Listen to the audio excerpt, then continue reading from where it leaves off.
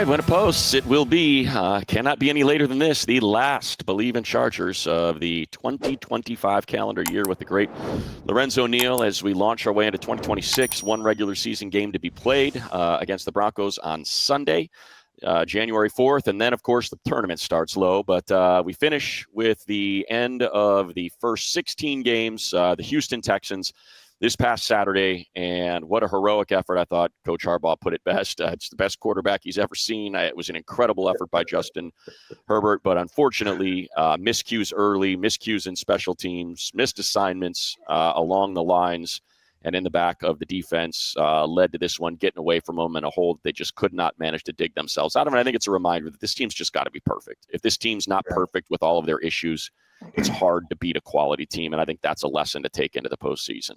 Oh, without a doubt it is, Money. I think we talked about it last week. We said, hey, look, it doesn't matter. Even though you go down by 14 in the first 5 minutes, you're like, oh, that can't happen. But you're playing against a team that, we said it, you agree, 24. If the Chargers can get to 24, okay, if its team scores 21 in the first quarter, first half, something about this Chargers defense, they're resilient. When they're playing Charger football and guys got their run fits and guys are playing and they're flying around, they're hard to put together a drive and sustaining drives. You just have to play better consistently and more collective football. This team, to me, I look at the AFC and I think about the Denver, and I know people talk about New England and should it be coach of the year? Who's going to be coach? And all those different things surrounding it. New England, a good football team. Look at Buffalo.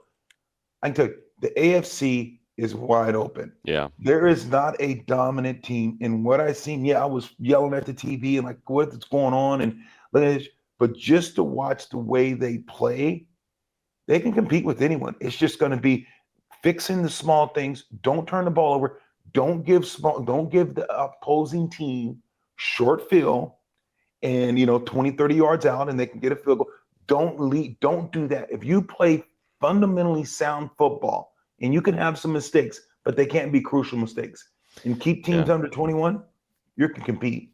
Yeah, they left 4 points just flat out, left 4 points on the table. A missed extra point that Dicker has not missed this year, and a field goal at 32 yards. He has not missed under 40 in his career. So, I mean, truly leaving 4 points, that's a tie game at 20. It gets to your point, Lo. First one, DJ said at the start of the game, he said, first one to 20 is going to win this game. There's just, the way these two defenses are playing, and it's a reminder of how good this defense is that they can overcome two blown assignments, a 14-0 hole, and allow just 6 points, both of which were on short fields because of a 22-yard punt and a 38-yard punt. And I think that's maybe a theme. And again, a big thank you to our friends at FanDuel. We're here because of them. Without them, we're not here. So thanks to FanDuel. As it stands right now, Chargers are in the tournament. We know that. To win the AFC, they are plus 950. They are the longest of long shots. Actually, no, the only team below them will be, and we'll see whether or not the Ravens or Steelers will be below them once that AFC North is decided.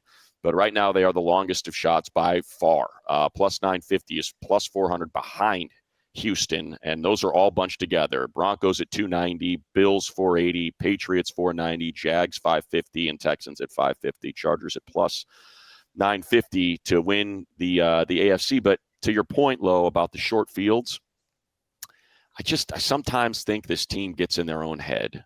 I think I think it is the right word. I think getting cute is the right word. And they, I could see from our perch calling the game after the second punt, the first one that went 22 yards, the second one went 38.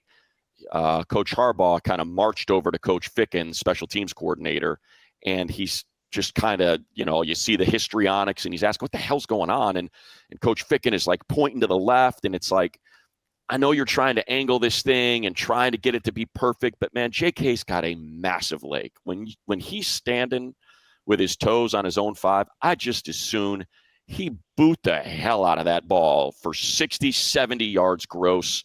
And let's see what Noel's got, and let's trust Dean Leonard and Del'Shawn Phillips, who leads all players in the league in special teams tackles, to cover this thing. Because, man, you try to get cute back to back, and you see as he's trying to angle these things, it went horribly wrong.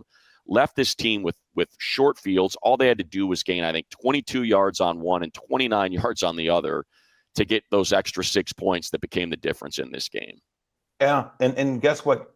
Guys don't like that. If you're on special teams and if you know you got a dangerous returner, if I knew on Sunday I'm playing against Ray Lewis or playing against whoever it may be, D'Amico Ryans, or if you know those great linebackers, guess what? I'm telling coach, I don't care. Let's run right at them. Yeah. If you're a dog and if you want to play, you Kassim Osgood and Hannick Mola, you think those guys that kick off? Kassim wanted to punt it away from the guys. It's just when you are a special teams dog, and if you play offense, if you're playing fullback, and it's supposed to be a great linebacker, you're not trying to run away from him. You're like, look, I want that opportunity to go ahead and show you that I'm just as great. And like you said, you start getting cute. You try to angle punt, and you say, okay, look, let's kick it out of bounds and don't give them a chance to return the ball. Forget it. Punt it 60, 70 yards, like you said, and tell guys, demand guys get down there and cover. And if you get beat, so what? Don't do the things don't try to do things, just outkick your coverage, be too cute, and all of a sudden it changes field position. Now you put your defense behind the 8-ball, and you didn't give them a true chance. So those little things that can be, they can be fixed, they can be corrected, but you can't have any more. This is now the playoffs getting ready to start. Here's where you roll the ball out there. It's win or go home. Yeah, I love that you brought that up too, and it's perfect to have you on this low, to talk about it with the linebackers, because, I also was I thought it was curious that Coach Roman decided to run the ball the way he did. We talked about this last week. This team does not run the ball between the tackles well. The only thing out there is on the edges. And, to borrow a Lowism, if you're even, he's leaving. We know what Amari Hampton looks like when he gets to the corner. He can hit that corner and he can hit the jets and go. And you saw that on that swing pass where he chipped Petrie, got it in the flat, and burned past that second level of defense for 19 yards. They ran one time, all of their rushes, one time they ran to the edges, and it was on a reverse. It was on a sweep by Trey Harris, and it picked up 7 yards. Amari Hampton never ran to the edges. There was no toss. There's no crack toss. There's no outside. There's nothing. It was all between the tackles, and it was 14 carries averaging 2.1 per. And I get it. It's Will Anderson and Daniil Hunter, and you're trying to say, well, let's not attack those standout edges that are lightning quick and these linebackers like Al-Shaair that can speed, that can get to the edge. But that's what you do well. Like that's all that you do well in the running game. So to your point that you just made, like, I don't care what they do well. Right. I know what I do well. Right. Let's see what happens when what I do well meets what they do well, and let's see how it goes. And it's just interesting to see if one of the guys, and that's where Amari Hampton, I know he's a rookie, but that's where you got to have a couple veteran guys.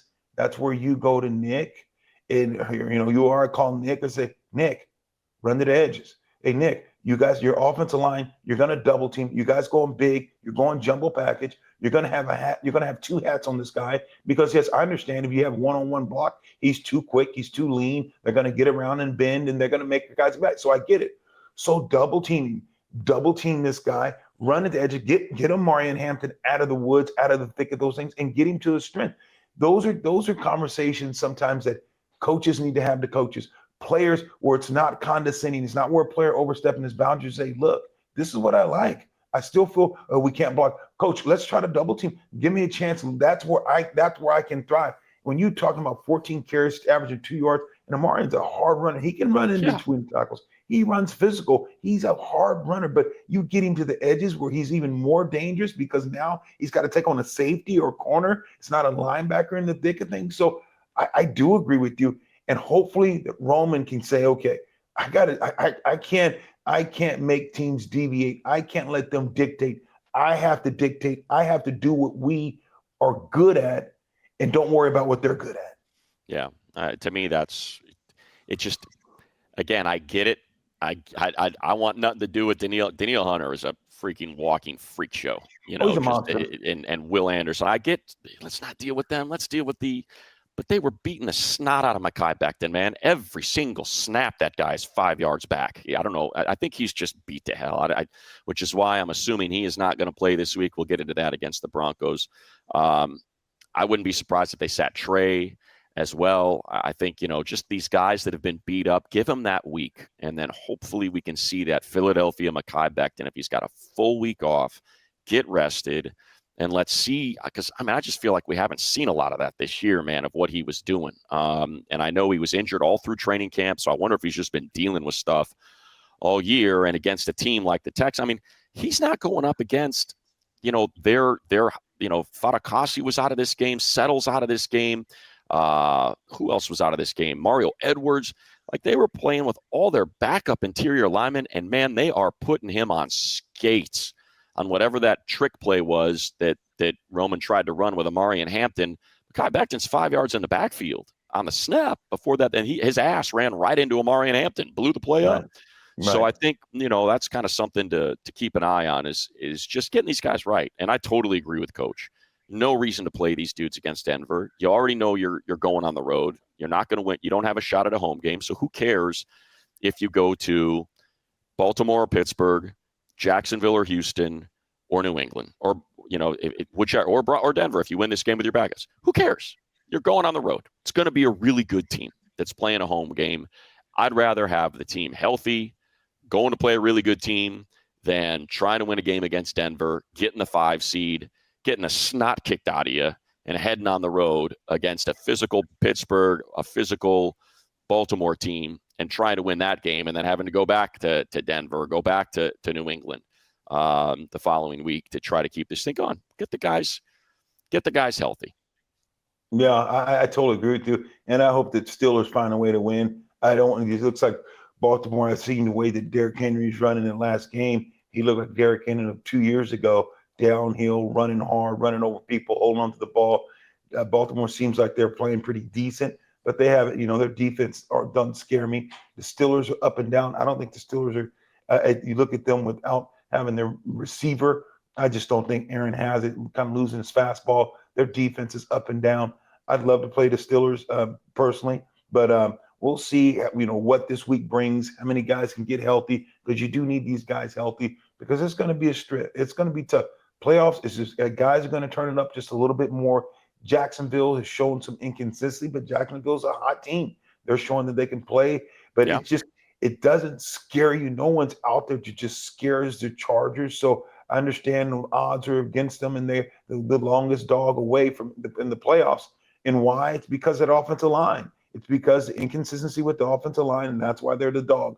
Guys see it. So exactly. It's going to be interesting just to see where this Charger team, what Harbaugh can muster out of these guys. But get them well. This week, I don't play Justin either. He doesn't even play a lot, maybe a couple quarters, if that. But why? He's not going to lose his time. I wouldn't hurt him. No, I remember whatever it was 3 years ago when they had their spot was settled. The Chiefs won the division. The Chargers were locked into the 5, and Brandon Staley threw his guys out there for a quarter, and Mike Williams gets drilled in the middle of the back and is lost for the rest of the year. And it's just like, what's the point? What is the point of it? You're either going to say, I don't, and you can speak to this better than I can. And look, if I were hiring a consultant to give me advice on to how I would play this, obviously they would hire you over me, Lo, because you're far more qualified to talk about this than I am, which is why I remind you that I would need to use ZipRecruiter, because that way I could find people that are really good at what they do. So if you're hiring, find the best people for whatever it is, whatever role you're looking to fill. ZipRecruiter.com/audio is where we want you to go. It's a busy time of year. You're starting over. Maybe you're hiring. Maybe you're shifting some things around. It's an opportunity for you to hit those 2026 goals. And right now, try ZipRecruiter for free by using ZipRecruiter.com/audio. It's matching technology. You'll find out right away how many job seekers in your area are qualified for the role that you are hiring for. Again, that's ZipRecruiter.com/audio. It is the #1 rated hiring site, advanced resume database. Instantly unlock top candidates and use it. Try it for free. ZipRecruiter.com/audio. Let ZipRecruiter help you find the best people for all your roles. 4 out of 5 employers who post on ZipRecruiter get a quality candidate within the first day. So see for yourself. Go to the exclusive web address right now to try ZipRecruiter for free. That is ZipRecruiter.com/audio. ZipRecruiter.com/audio. ZipRecruiter, the smartest way to hire. And to your point, Lo, it's it's one of those to the situation with Staley. Like I already know what these guys can do. And if you can tell me I'm going to get them instead of being at 40%, I'm going to get them to start the tournament at 75%. I get arrested. I get a bye week for Khalil Mack, for Derwin James, for Justin Herbert, for Keenan Allen, for these guys, for the guy, T.R. Tart, who's been nursing a groin and a knee, like Dante Jackson, who's been nursing a groin and a knee, the hamstring of Trey Pickett. Like, just rest him, man. Give me the bye week. New England's not going to get a bye. They're playing for the 1 seed. Denver's not going to get a bye. They're playing for the 1 seed. Obviously, Pittsburgh and Baltimore ain't getting a bye. They're playing for the division, and the other one's not going to be in the playoffs. And Jacksonville still has a shot at the 1 seed, and they could lose the division. So all of those teams are playing full tilt, 10,000 RPMs, because they want either the 1 seed or they need their division crown. It's advantage Chargers to just sit these guys, get rested, and 1 week from Sunday, maybe it's 6 days from Sunday, maybe it's the Monday nighter, go into that game with 2 weeks of rest for Justin Herbert and company. I love it. I hopefully this week, Coach Harbaugh did that. I would have told the guys, hey, look, I wouldn't have them practice. I mean, of course, walkthroughs of getting guys just, stretch, massage, treatment. I would have made this week exactly like a bye week.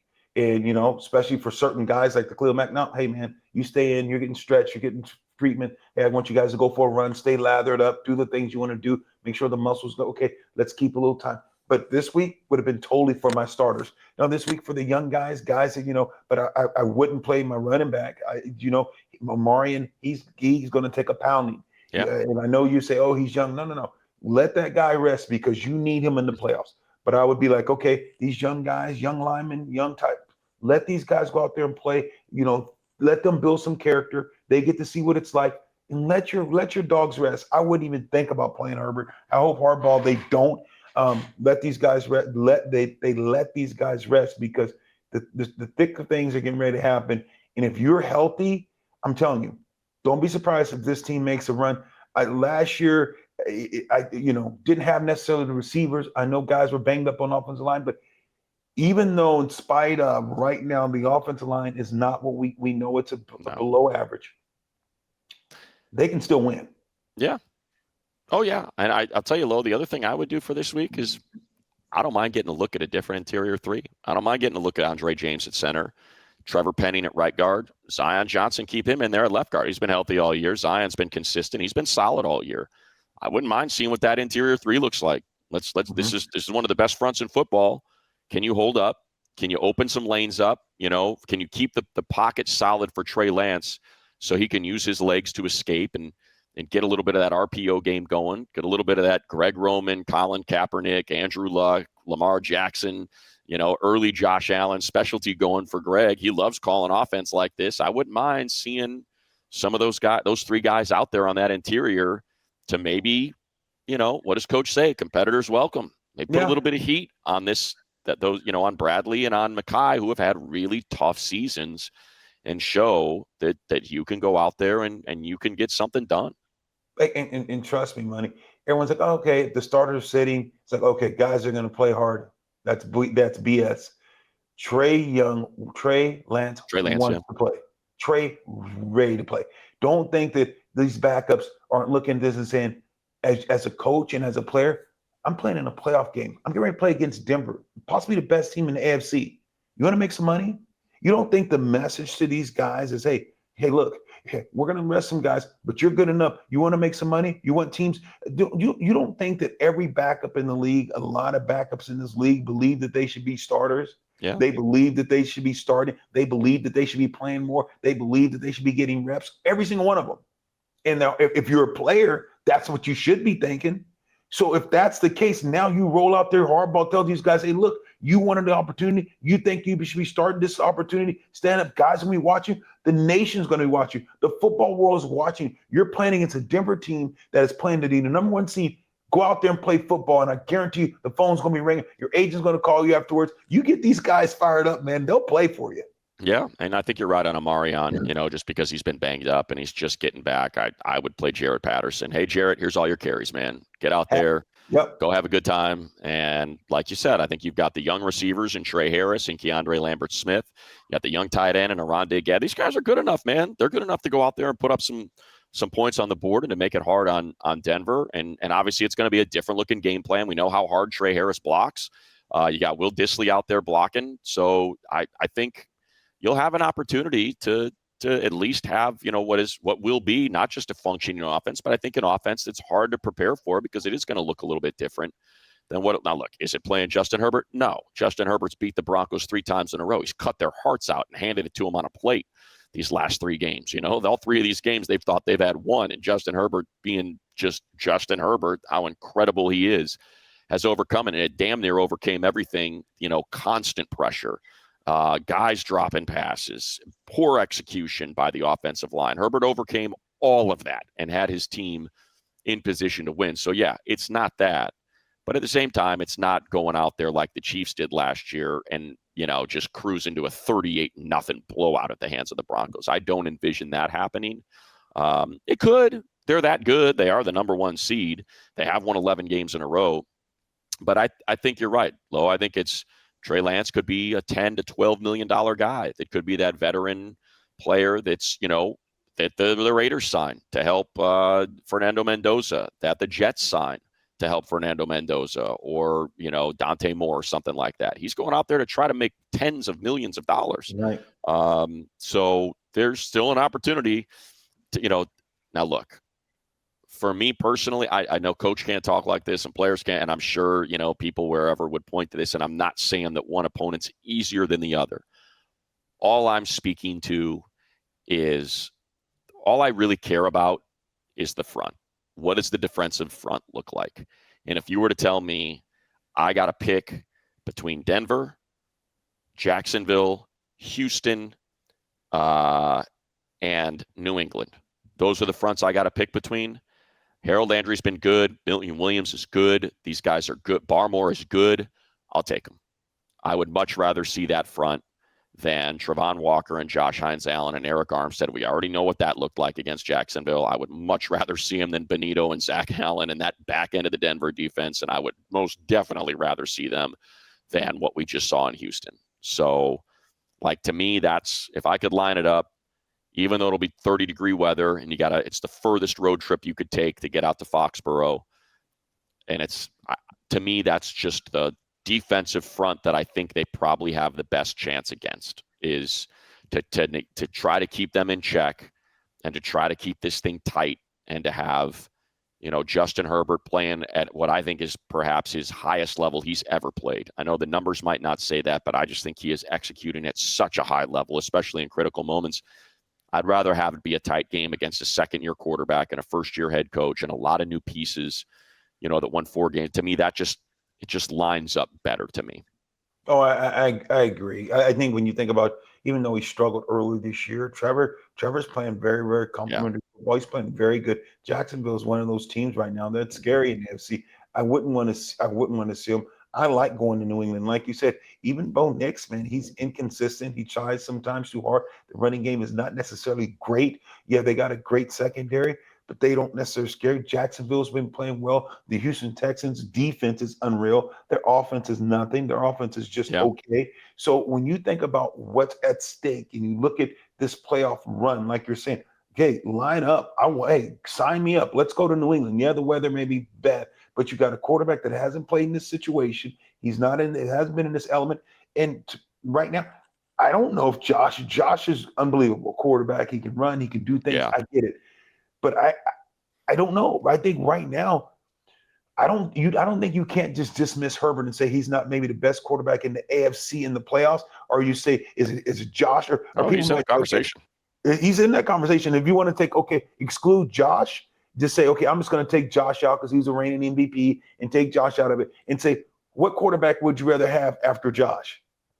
I'm taking Herbert. I mean, I'm with you, Lo. Yeah. So you have a guy that you and I agree, maybe besides Josh, the best quarterback left in the AFC. You look at the defenses. Okay, I might, like you said, Houston's defense, it showed you. It can get after you. So you got Houston's defense, and then maybe Denver, but it's like the Chargers defense is right there.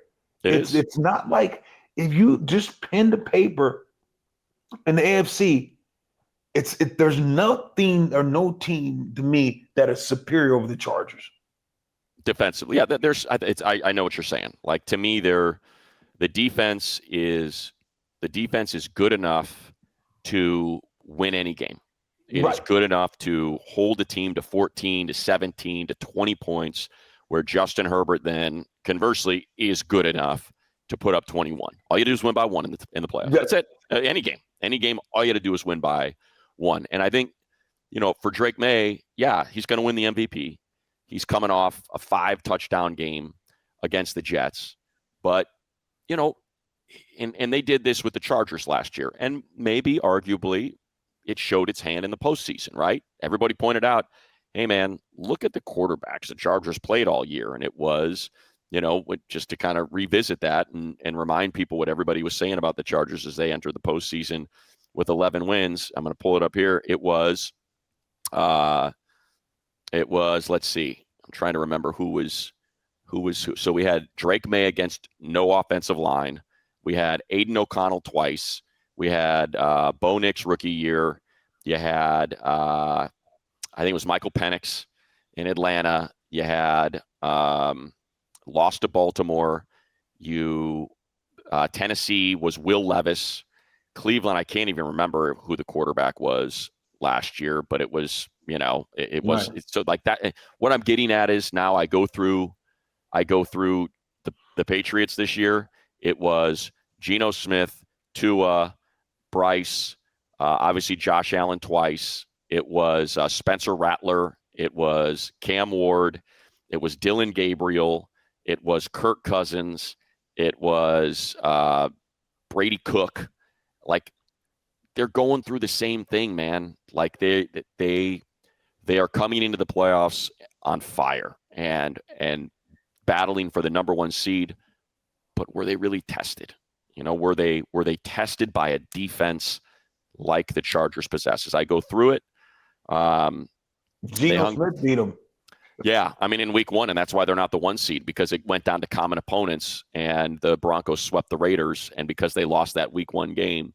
But I look at the Steelers is the best defense they faced all year, and they scored 14 points against them. Other than that, you look at these defenses: Cincinnati, the Jets, Atlanta. Atlanta's pretty good defense. They scored 24 on Atlanta. They hung 32 on Cleveland. That's good. Look, they're a good team.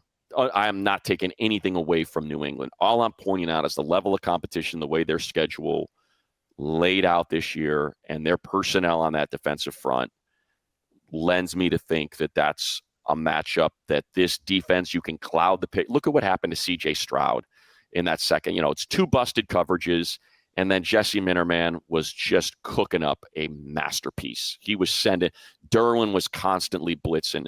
It was Tony Jefferson from deep. Then Tony's backing out, and Troy Dye's coming in. Just Stroud could not focus. He could not figure it out. And there were so many errant passes, and I think you have a chance to do that against a very young quarterback who's incredibly good. He's got 30 touchdowns and 4,200 yards, and he's completing 72% of his passes. But I think you can cloud that picture if you're Khalil Mack and Thule and Owe and Deion Henley in that group. They haven't been there. New England has not been there. It's in years. And kudos to the head coach. He's done a great job. Yeah. He's done a great job. Ex-player, Vrabel, kudos to him. But this team doesn't know what it's like to be in the playoffs. They don't know the speed of the playoffs. This team has been removed from the playoffs for the last 5, 6, 7 years. Let's see how they're going to react. Let's see what happens, what guys know. Yeah, that's why you went out and got some veteran guys to try to get guys to say, okay, let's ride the storm when we get in the playoffs. It's a different atmosphere in the playoffs. The quarters go faster. You can't think. Guys are moving a lot faster. Yeah. Chargers team has been here. This team has been there. They have underachieved in the playoffs. I guarantee, if I was a betting man, and I am, this is not going to be one and exit and done. They've been there too many times. It's burning in their Harbaugh, all these Herbert. A one and done every year. They'll come on. This team, they get it. They're going to rest these guys. Let Denver get the one seed. That's going to be. And let me tell you, they're going to roll out and say, "Nah, guys, it's not one and done this year. We're tired of this one and done." And let them figure out a way to win that first playoff game. And oh my God, the playoff starts with these Chargers. I'm excited. I'm excited about it. I want to see what these young guys can do against Denver. I want to see what Trey. I want to see Gaston redeem himself. I've seen him like a deer in the headlights last week, and had some crucial drops. On the end zone that you would have went. You should have beat Houston. It would have been a touchdown. You should have beat Houston. So it's like, okay, he can't wait to get on. There's a lot of guys that are chomping at the bit, some mistakes that happen. So I want to see you roll these young guys out against Denver. They're going to play with some confidence. Yeah, with some confidence. They're going to play loose.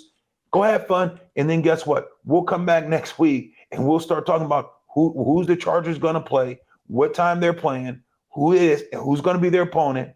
And we'll be able to talk some X's and O's, because I think it's going to be a darn good playoffs for this Charger team. Yeah, and I think just to kind of, make sure I'm clear on this, I fully believe that any of these teams are gettable. If we got to if I got to hop on a plane and go to Jacksonville and call a game against the Chargers can win that game. I firmly believe that. I thought the pass rush and just kind of seeing the way they came out of that game, feeling how much they left on the plate, against that offensive line. I think this defense can get after it, and Trevor can get flustered. Their running game, Liam Cohen is a hell of a play caller, man. He can really dial it up. But I think you give Jesse Minter a second shot at that, and I believe this team can beat Jacksonville. I certainly believe they can beat Houston. That you got two busted coverages, and you heard what Derwin said after the game. He's like, they were good calls. And that first touchdown, I even said it as they're getting settled. I'm like, man, this defense is not settled. We got way too much pointing going on right now. And sure enough, half the team's in man, half the team's in zone. Dante Jackson passes off Higgins to nobody, and it was, 75 yards, the longest touchdown this team's given up in 2 years under Jesse Minter. And that was just a fluke. I'm not saying that the Texans didn't earn that. I'm just saying it was a fluke play because it's never happened under Jesse Minter. And then you've got the second touchdown. You got a 4-2 guy running full speed at Elijah Molden before he flips his hips. Just got no chance. It was picked up by nobody. Two guys went with the receiver, and from the bunch that went out to the right flat and left him running full speed at Elijah. That had no chance. And then after that, what'd they do? They cleaned it up. Nothing. Yeah. 6 points on 2 freaking punts that let them start their drives in Charger territory. So they can beat them. We know they can beat the Broncos. They beat them 3 times in a row. 3 times in a row they beat them. So for me, it's not running from anyone. It's just I would rather rest the guys and face the Patriots, given my choice. You can be the 6. You can be the 6 or you can be the 5. And I just say, let's get this team healthy.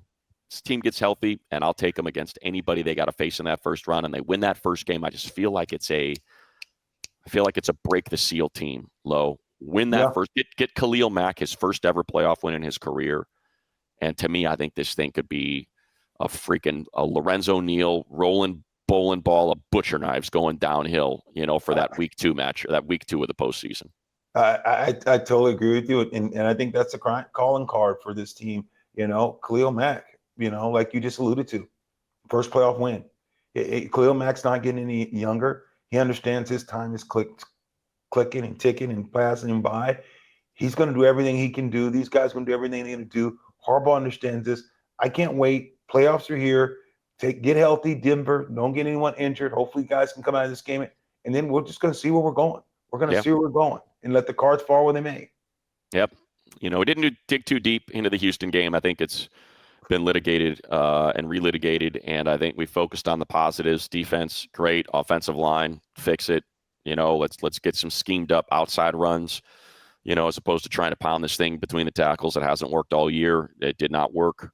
That day, clean up the drops. You have to be perfect on offense. You have to be perfect on offense and special teams for this team to win games, because the defense is going to be special. Right. Did you get to Nick? Nick's our boy. Say Nick. Lowe said you got to run it outside. Nick will come in. Hey, what's wrong? Nick will talk. Nick will talk for us.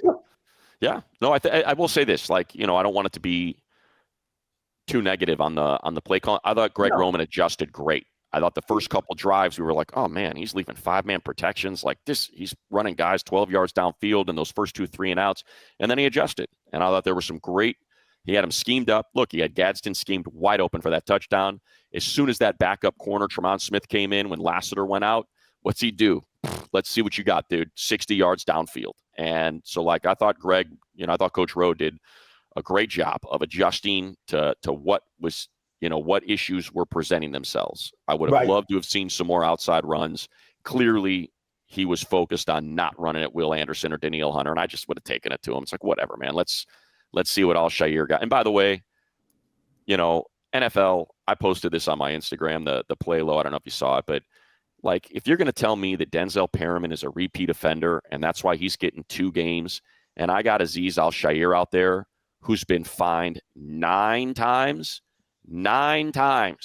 for unnecessary roughness, and he lowers the crown of his helmet and freaking puts it right on Amarion's chin on that left sideline, and you can see it as clear as day. 9 times that guy got booted for the last 3 games of the year last year for knocking out Trevor Lawrence. So that's why Perriman has not had an unnecessary roughness flag in 2 years before that one against Flinoy. And he gets 2 games. I don't and Al-Shaair's got nothing? I don't understand it. The hypocrisy. Yeah, it's crazy. It really is, though, when you look at the league. And honestly, man, just the world we live in, there's no balance anymore. It's like, who's making these rules? I mean, why would he get 2 games when, like you just alluded to, for what? What was the they're like, okay, yeah, but I'm just going to – the people that are giving these flags or making these punishments. I think it's your boy, Troy Vincent. I don't know what's on with Troy, man, because it's not just. Troy knows No, it doesn't that, make sense. For me, you can't, on that play, and I get it. Look, when Denzel hit Flinoy, he's sitting there and he's coming in to make the tackle, and there's contact with the head. Fine. Flag him. You want to fine him. But to suspend him 2 games when the guy, was fined once last year, I think once 2 years prior. Again, last year, Al-Shaair got fined twice, got suspended for 3 games last year. And somehow that guy who, just crushed Amarion right in the chin with the crown of his helmet. Anyway, that's up to no, I get it. That's up to your friend Troy. I got to make a call to Troy. Let me call Troy. Let me call Troy. Call him up. Come on, you got his number. Come on. You're gonna. I still got his number. I have to call Troy, man. Come on, baby. You're gonna do this to my guy DP, and you got who's had 4 unnecessary roughness fines in his career. 4. Other guys got over double. Double. Harbaugh can make that case and send it in. You can show the inconsistent. You can fight those things and be like, hey, look. This is not consistent. Show me how this is apples and oranges. 6'7", 6'7", 6'7". Yeah. If DK is going to get booted for 2 games for punching a fan, and Denzel gets booted for 2 games for being a repeat offender, no, that ain't. Because man, they missed him. And the good news is, he's coming back. He's coming back for week 1 of the playoffs. He's coming back. He's coming back. He'll be back. He'll be back. All right, Lo. Happy New Year, man. Happy New Year. Bolt up, brother. Get out of here. Right.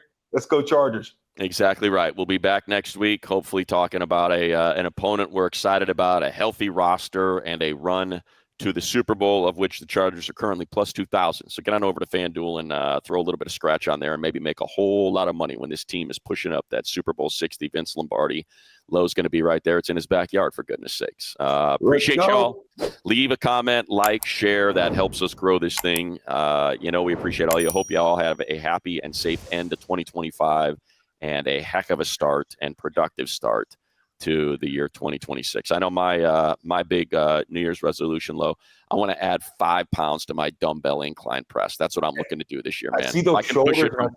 I see the shoulders and I see all the chest, and I can tell you got to work out in the day. We were a little late getting on. I can tell. Yeah. I can see the shirt starting to fit you a little tight. Oh yeah. I'm watching those traps starting to slide. I'm That's seeing right. what you're doing. It's happening right in front of me, Money. Right in front of me. I'm gonna get from 25 to 30-pound dumbbells this year, man. I can't wait. Let's go, baby. Let's go. All right. We'll be back next week. Appreciate it. Happy New Year, everybody. Bolt up. Bolt up.